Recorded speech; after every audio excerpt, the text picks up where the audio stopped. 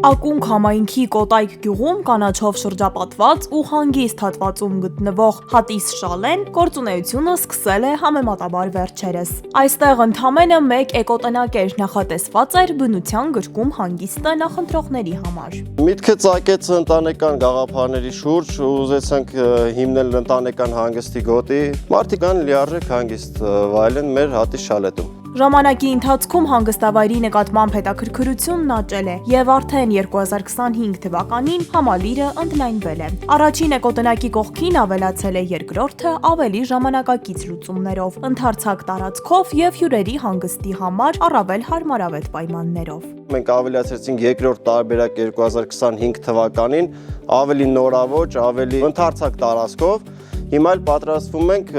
նորը